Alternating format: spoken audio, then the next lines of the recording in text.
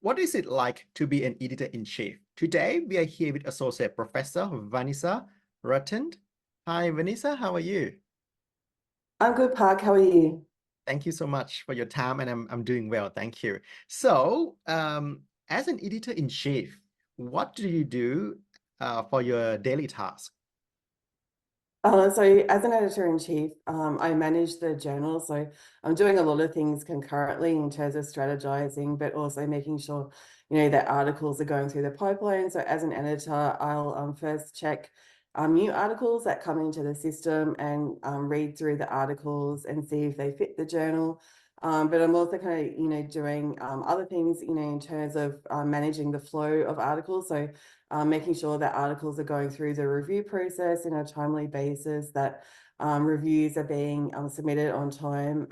And at the same time, I'm trying to kind of encourage people to submit to the journal and advertise the journal at conferences, in networks, and also to highlight the journal like on social media, like LinkedIn, like Twitter, in terms of promoting the journal and its relevance, for in terms of family business management. Yes, yes. So Vanessa, Associate Professor Vanessa is the editor-in-chief of Journal of Family Business Management. So I have seen a lot of your posts and some interesting article around business management and family business in your journal recently as well. Now, since being an editor is a volunteer job most of the time, so this is like your volunteer time. Do you have to check this system, like the journal system, every day, including Saturday, Sunday? Yeah, well, I do because I like a bit of a workaholic, and I also kind of enjoy academia.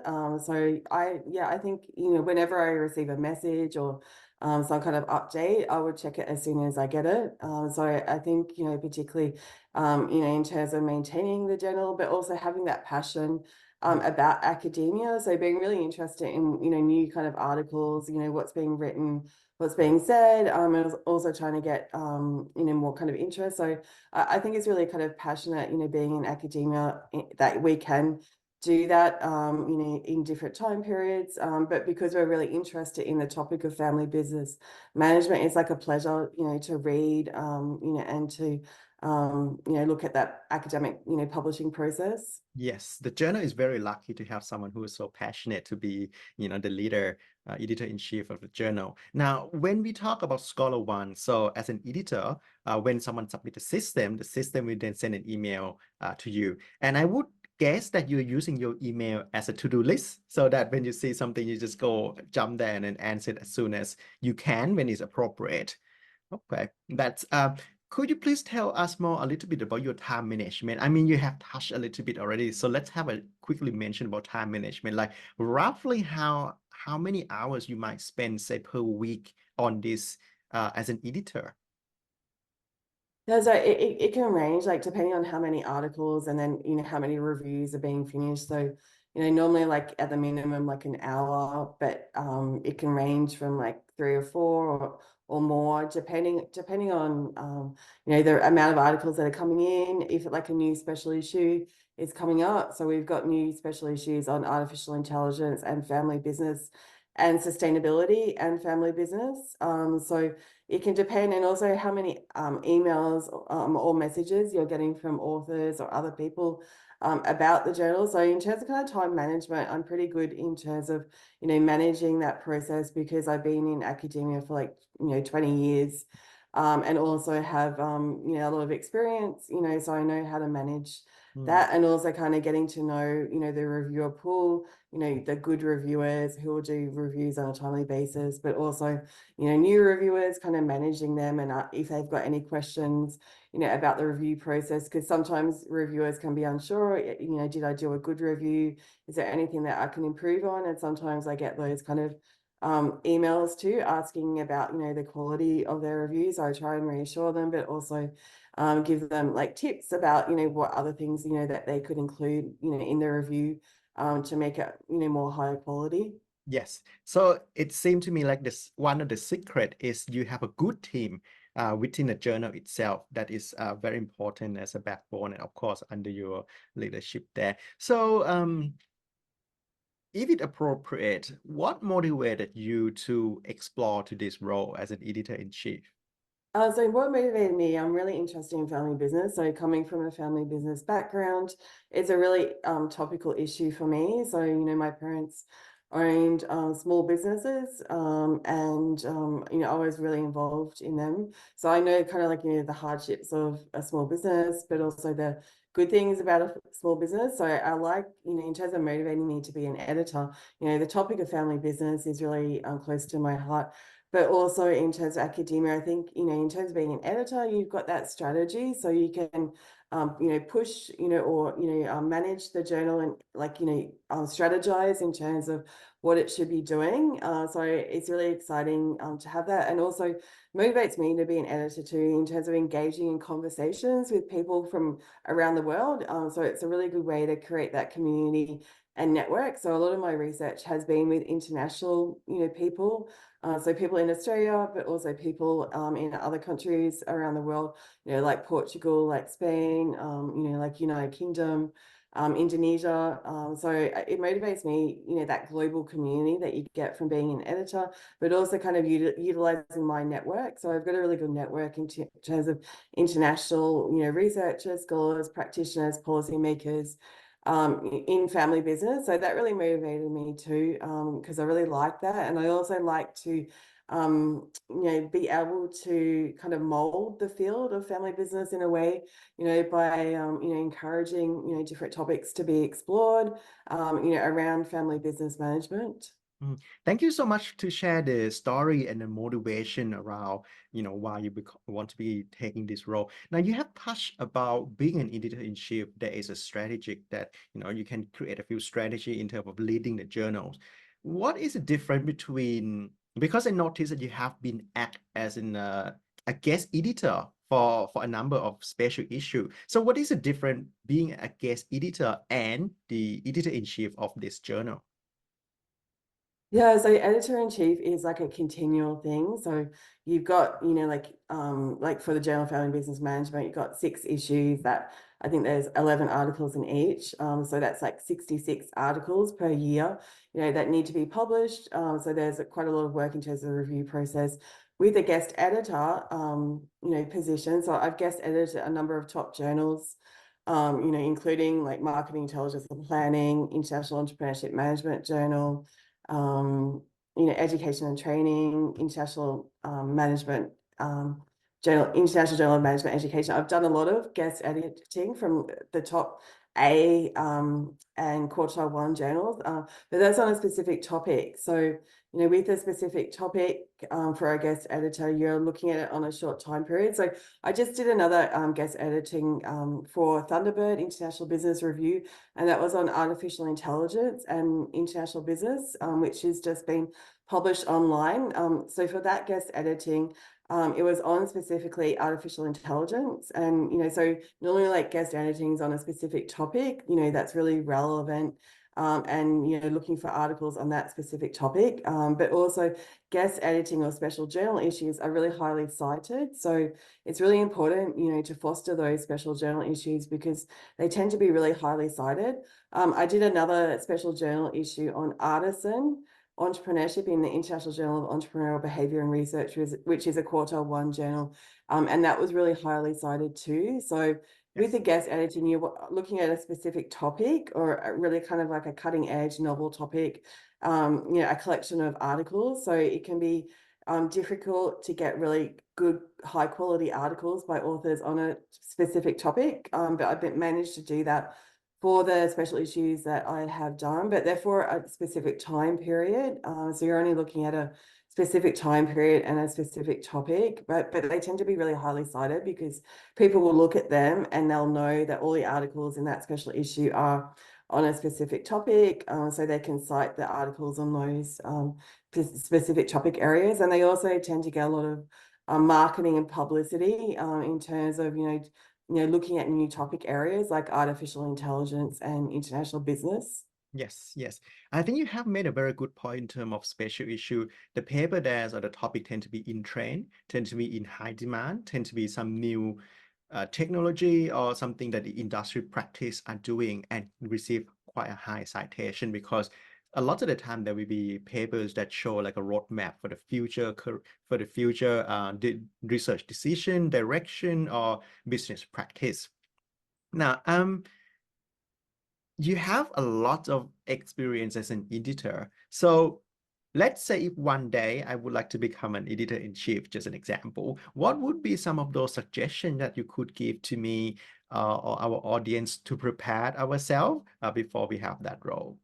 Yeah, so to prepare, I think you really need to be in academia for a while to get the networks and experience. So to be an editor, I think is really important, that you've got that international network and you're established, because you need to know, you need to have access to good reviewers, good authors. But you also, I think, social media is becoming more important too. So, there's a lot of, videos, tweets, LinkedIn posts. So to be an editor too, I think you need to harness social media, but also, build on your established reputation. So I think, being an editor, you need to be established in the field and also, have written a lot of articles. As we talked about before, done guest editing. So, had that experience of doing guest editing, so that the kind of process, and then you can build on that in terms of, building your community of, editorial board members and editorial advisory board, reviewers, authors. So I think it takes a lot of learning and practice, before you're kind of ready for that editor-in-chief role. Yes, thank you so much for your suggestion. And what you talk about building the network, building the knowledge, building the foundation of your work is take time and take years to do it. So we should plan way in advance.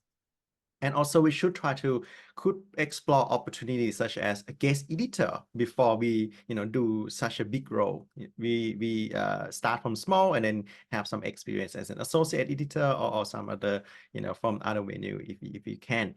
Now, as an editor-in-chief, or are you dealing with a lot of papers? I'm sure that there must be some authors who might disagree with, say, decisions or complaints and all sorts of things. Myself have received a lot of this type of emails and all that. How do you deal with your emotion, and how do you make sure that your action is as professional as possible? Oh yeah, so I think that's a kind of a good topical issue. So I think, professionalism. So just kind of responding to authors and just, letting them know this was the reviewer's decision. So, the editors are going based on the reviewers, what the reviewers are writing. So it's not like personal, it's objective. And just kind of, sometimes you get good reviews for a paper, sometimes you don't. So, sometimes like, if an author, the quality of the paper might not be up to scratch, and I might say, no, it's not relevant for the journal. But in other times, sometimes you can say the author, well, if you revise these sections, then you can resubmit it at a later point, as long as these issues have been readdressed, and then it can go out for another review. So sometimes, the initial reject decision is really hard, for everyone. But building upon the comments, and then also, it just might be the luck of the draw. Like, sometimes, they talk about the luck. You might be lucky, you might not be lucky. So also kind of just recognizing that, some reviewers might be really critical, some reviewers might be really positive. So, I try and kind of explain that. But normally authors are pretty good, and know that, it's just kind of a process. It's just based on the reviewers, what they're saying, but also, if you can improve it, there's always kind of positive, roads to take in the future, in terms of learning from that process. Yes, perfect. I think that is a very good reflection in that sense of, when journal editor make a decision, it's tend to be a team decision from reviewer as well. And if there is associate editor, there is that part as well. So it's like a team decision when it is possible. Now, I would like to touch on the last question of another reflections of, say, if you could go back in time and if you can change one thing, would there be anything that you would like to change or suggest to your younger self? Yeah, that's a good question. So to my younger self, I would have published a lot more. I would have gone, because I did my honours degree in 1999 at University of Queensland, and then went straight into my PhD. But I didn't publish my first article until 2004. So to my younger self, I would have said to publish more quickly, and I think it's really important to publish. So I would have tried to publish articles a lot sooner. So now, a lot of people, in their PhD are publishing, but back when I did my PhD, that wasn't kind of the norm. You'd publish, if you wanted to, articles later.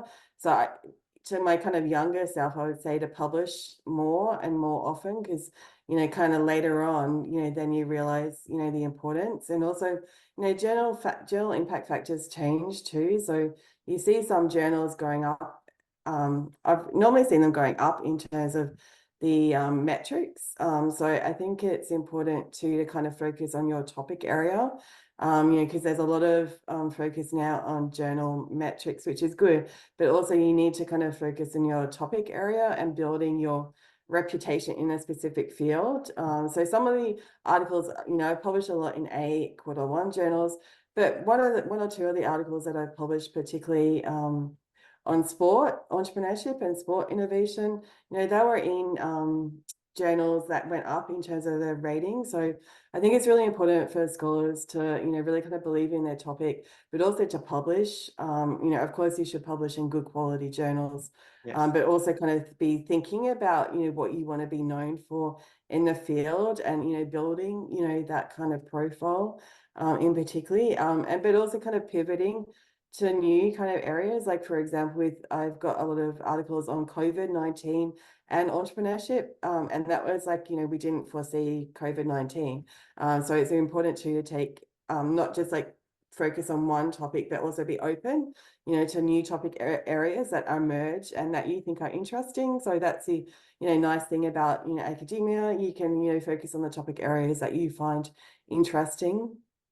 I think that is a very good reflection once again. Now, you mentioned that you like to publish early. I think that is well suitable for people who doing PhD in this period of time. And just for our audience, I noticed that you are one of the most active author in COVID, and also active author in sport management in two area, or even in the family business as well. So your name is everywhere in docent and in the top author cited as well. So that is a pretty good thing. And I like when you touch about a point that have the brand identity, be known about some specific areas. We might have to be just one area when we first started, but after we grow a little bit, then you can explore a little bit more here and there, such as like what your example that you have been giving to us. So this is what is it like to be an editor with Associate Professor Vanessa Ratten. Thank you so much, Vanessa, for your time today. Thanks, Park. Thanks very much. Thank you.